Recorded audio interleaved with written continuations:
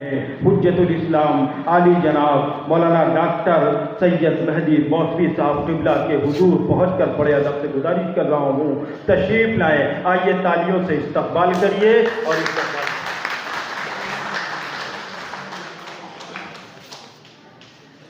बिस्मिल्लाहिर्रहमानिर्रहीम अल्हम्दुलिल्लाहि रब्बिल आलमीन व सल्लल्लाहु अला सय्यिदिना मुहम्मद व आलिहि व सहबिहि मुंतजबीन व मन तबअहुम बे इहसान इला यौमिद्दीन।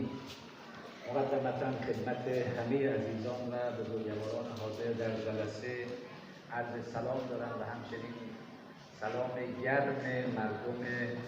ایران رو خدمت همه عزیزان ابلاغ میکنم। सबसे पहले हमद बारी ताला के बाद रिसालत मोहम्मद सल्लल्लाहु अलैहि वसल्लम की हमद करने के बाद और अहले बैत अत्हार पर दुरूद भेजने के बाद जिस कलाम से आपने शुरुआत की है वो ये है कि सरज़मीन नेपाल के लोगों का मैं बहुत आभारी हूँ कि आप लोग इस सरज़मीन पर इतना बड़ा प्रोग्राम कर रहे हैं। و تشکر میکنم از همه بزرگوارانی که این جلسه با شکوه رو برگزار کردند، از جمله جناب آقای دکتر زین العابدین، خانم شاهده و همه عزیزانی که زحمت کشیدن و این جلسه با شکوه رو در اینجا برقرار کردند। इसी तरीके से मैं शुक्रिया अदा करता हूँ आप सभी हज़रात का, सभी शिरकत करने वालों का, खुसूसन डॉक्टर ज़ैनुल आबिदीन साहब का जिन्होंने ये प्रोग्राम को करने में बहुत ज़हमत की, और शाहिदा शाह वाहिदी बहन का कि जिनकी सदारत में ये प्रोग्राम हो रहा है, और जितने भी लोग उपस्थित हैं, आए हैं, हाजिर हैं, और जितने लोगों ने मेहनत की है सभी का। نکته بعدی که باید عرض کنم اینه که در این دنیایی که متاسفانه به طرف افراطگری های مذهبی داره پیش میره، حضور چهره های مختلفی از ادیان مختلف در این جلسه واقعا برای من قابل توجه و بسیار هیجان زده شدم هنگامی که دیدم رهبران ادیان همه در کنار هم در یک محیط با این صفا و صمیمیت نشستند। सबसे बड़ी ताज्जुब की बात मुझे ये लगी है आज, और बहुत ही खुशी महसूस हुई जहाँ दुनिया में आज धर्म कट्टर की तरफ जा रहा है और हर धर्म अकेले कोने की तरफ धकेला जा रहा है। इस कट्टरता के ज़माने में ऐसा जबकि नहीं होना चाहिए। मुझे आज इस महफिल में और इस सेमिनार में स्टेज पर मुख्तलिफ धर्म के लोग एक जगह कंधे से कंधा मिलाकर और इसी तरीके से नीचे कोई भी भाई बहन एक दूसरे से अलग नहीं नज़र आ रहे हैं। लिहाजा ये मेरे लिए बहुत ही एक अजीम तजर्बा है और बहुत खुश आयंद है। و من به نظرم این یک تجربه است و یک مدل و الگویی است که میتواند از نپال به سراسر جهان منتقل بشه و یاد بده چجوری ادیان در کنار هم بشینند و بدون به اصطلاح درگیری با هم گفتگو کنند। मैं जहाँ तक समझता हूँ सरज़मीन नेपाल पे जो आज का ये कार्यक्रम है ये एक आइडियल है, और इस आइडियल को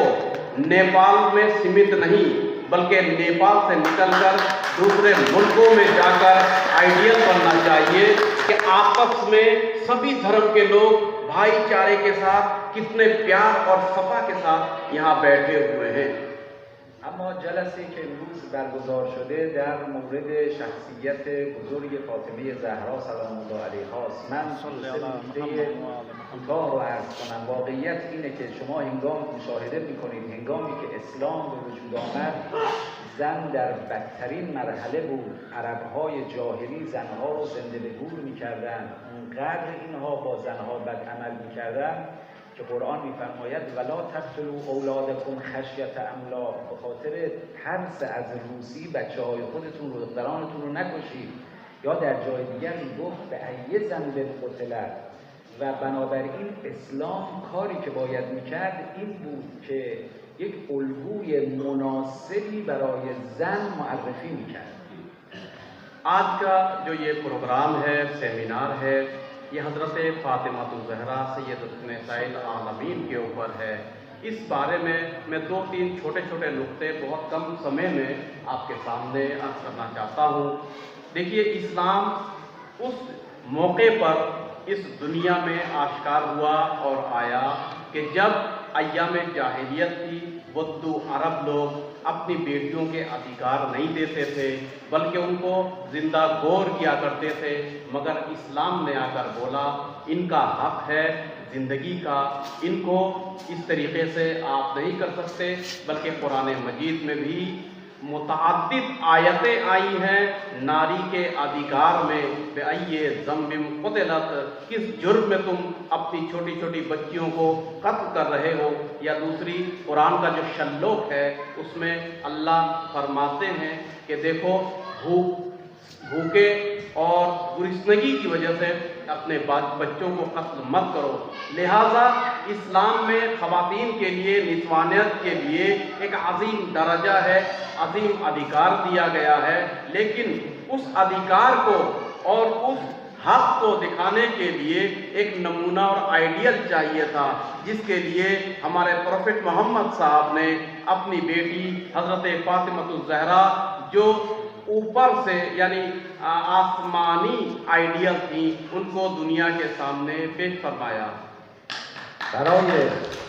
این منظور پیامبر گرامی اسلام صرفاً به گفتن اکتفا نکرد، بلکه آمد یک دو شخصیت، چند شخصیت زن رو معرفی کرد که اینها رسما بیایند و نمایندگی نگاه زن به اسلام رو در حقیقت نشون بدن. फ़क़त इस्लाम ने या मज़हब इस्लाम ने बयान ही नहीं किया, बल्कि प्रैक्टिकल मैदान में कुछ शख्सियतों को उतारा है और दिखाया है, ताकि उनके सीरत के ऊपर लोग चल सकें और मुकम्मल मानवता को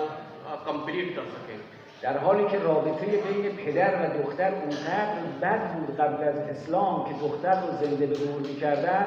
پیامبر با فاطمه زهرا اونقدر ارتباطات خودش رو نزدیک کرد که نشون بده رابطه زن و دختر چگونه باید باشد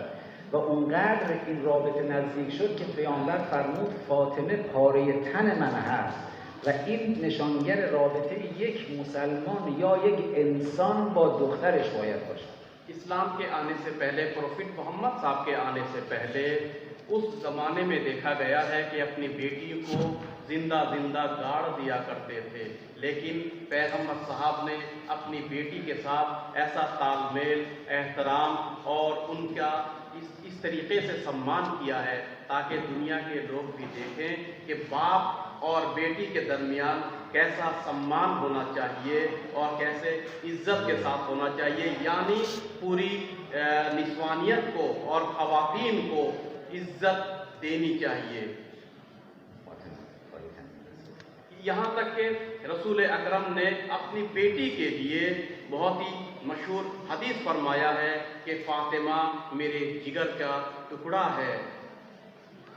نکته دوم ارتباط فاطمه زهرا با همسر بود که شما دیدید پیامبر فاطمه رو مجبور به ازدواج نکرد، بلکه راه رو باز گذاشت، گفت خودت هر کس رو میخواهی انتخاب کن و این نشون میده که حتی اسلام در انتخاب همسر هم نباید دختران رو مجبور کنند. यहाँ तक कि आप देखते हैं कि हज़रत फ़ातिमा अपने शौहर के बारे में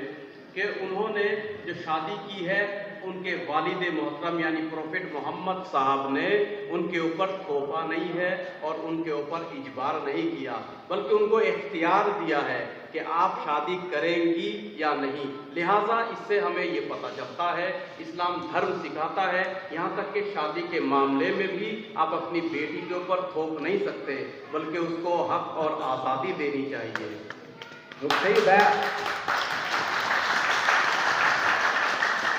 نکته بعد این نکته است که زن در حقیقت فعالیت‌های اجتماعی هم میتونه داشته باشه، چنان که ما حضرت خدیجه کبری رو می‌بینیم تجارت انجام میداد و بخش عمده‌ای از پیشرفت اسلام مربوط به حضرت خدیجه کبری سلام الله علیها بود، یا حضرت فاطمه زهرا سلام الله علیها مرتب در تعامل با دیگران بود و یا جناب عایشه رضی الله عنها می‌بینیم که فعالیت‌های اجتماعی داشت و و اینها همش نشانگر اینه که در نگاه مترقی اسلام